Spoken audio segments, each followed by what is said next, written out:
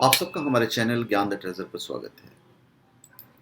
इस वीडियो में हम आपको बताने जा रहे हैं कि विवाह का उद्देश्य क्या होता है, हम क्यों विवाह करते हैं। थोड़ा सा वीडियो लंबा होगा पर बहुत ही आपको अच्छा लगेगा जब आप एंड तक सुनेंगे। देखिए, समाज में क्या होता है, हमारे हिंदू धर्म शास्त्रों में 16 संस्कार बताए गए हैं और उसमें से एक संस्कार है विवाह संस्कार। शादी को व्यक्ति का दूसरा जन्म भी माना जाता है, क्योंकि इसके बाद वर वधू सहित दोनों के परिवारों का जीवन जो है वो पूरी तरह से बदल जाता है। वैदिक ग्रंथों में विवाह संस्था को आश्रम या शुद्धिकरण के पवित्र स्थान के रूप में जाना जाता है और विवाह इसके लिए बहुत अवसर प्रदान करता है, क्योंकि इसमें किसी के अपने व्यक्तिगत आसक्ति से ऊपर उठना और भक्ति और विरक्ति के साथ परिवार के अन्य सदस्यों की सेवा करना शामिल है और यह आसान नहीं है। और हर समाज में, हर धर्म में इसका अपना एक महत्व है। विवाह का जो शाब्दिक अर्थ है उद्र, उद्र अर्थात वधु को वर के घर ले जाना।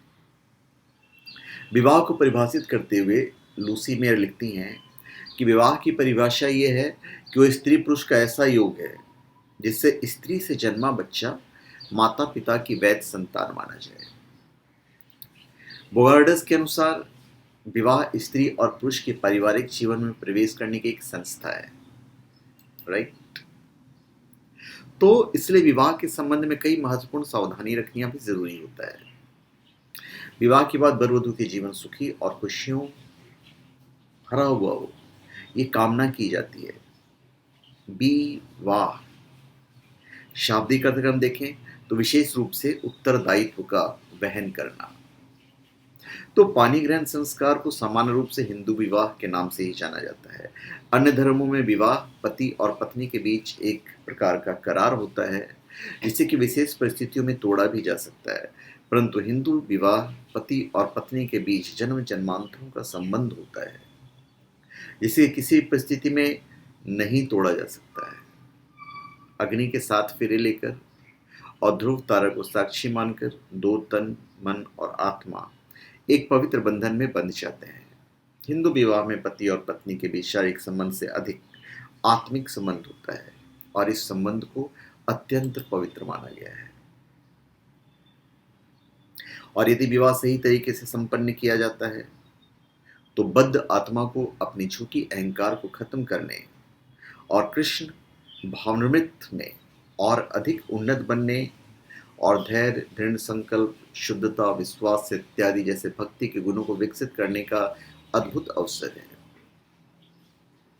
तो इसे जब आप निभाएंगे तो आपको आनंद आएगा। विवाह संस्कार हिंदू धर्म संस्कारों में त्रयोदश संस्कार है।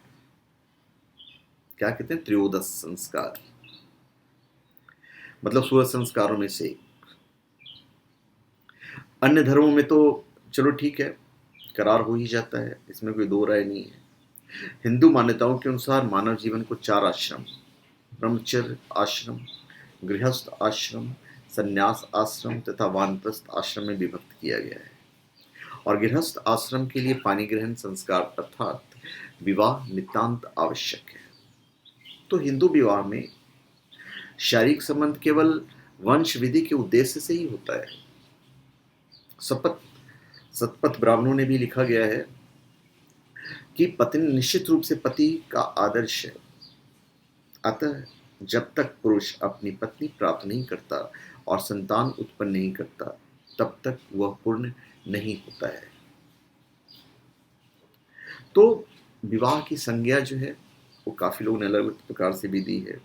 जैसे वेस्टरमार्क ने लिखा है कि विवाह एक या अधिक पुरुषों का एक या अधिक स्त्रियों के साथ होने वाला वो संबंध है जिसे प्रथा या कानून स्वीकार करता है और जिसमें इस संगठन में आने वाले दोनों पक्षों एवं उनसे उत्पन्न बच्चों के अधिकार और कर्तव्यों का समावेश होता है।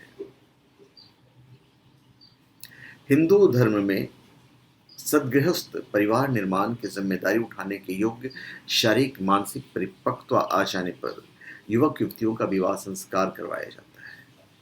तो विवाह जो है वो दो आत्माओं का पवित्र बंधन है। दो प्राणी अपने अलग अलग अस्तित्वों को समाप्त करके एक सम्मिलित इकाई का निर्माण करते हैं। श्रुति का वचन है, श्रुति का ये वचन है, दो शरीर, दो मन और बुद्धि, दो हृदय, दो प्राण और दो आत्माओं का समन्वय करके अगाध प्रेम के व्रत को पालन करने वाला दंपत्ति उमा महेश्वर के प्रेमादर्श को धारण करते हैं। यही विवाह का स्वरूप है। और हिंदू संस्कृति में विवाह कभी न टूटने वाला एक परम पवित्र धार्मिक संस्कार है, यज्ञ है।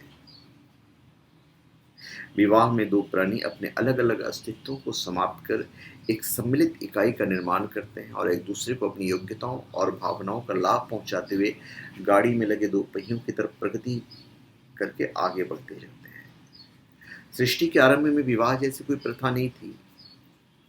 कोई भी पुरुष किसी भी स्त्री से यौन संबंध बनाकर संतान उत्पन्न कर सकता था, ऐसा कहीं कहीं मैंने पढ़ा भी है। तो पिता का ज्ञान न होने से मातृपक्ष को ही प्रधानता थी और संतान का परिचय माता से ही दिया जाता था। और ये व्यवस्था वैदिक काल तक चलती रही थी और इस व्यवस्था को परवर्ती काल में ऋषियों ने चुनौती दी तथा इसे एक संबंध मानते हुए नए वैवाहिक नियम बनाए।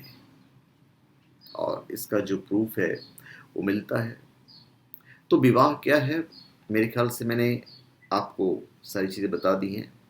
अश्वलायन ने तो यहाँ तक लिखा है कि इस विवाह विधि से उत्पन्न पुत्र 12 पूर्वजों और 12 वर्णों को पवित्र करता है। तो विवाह का अपना एक अलग ही महत्व है और इस संस्कार के द्वारा व्यक्ति का पूर्ण रूप से समाजीकरण हो जाता है। पुत्री का विवाह करना पिता का परम कर्तव्य समझा जाता है।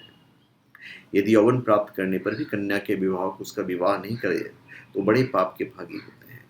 धर्मशास्त्रों ने लिखा है कि ऐसी दशा में कन्या स्वयं अपने लिए योग्य वर ढूंढ कर विवाह कर सकती है।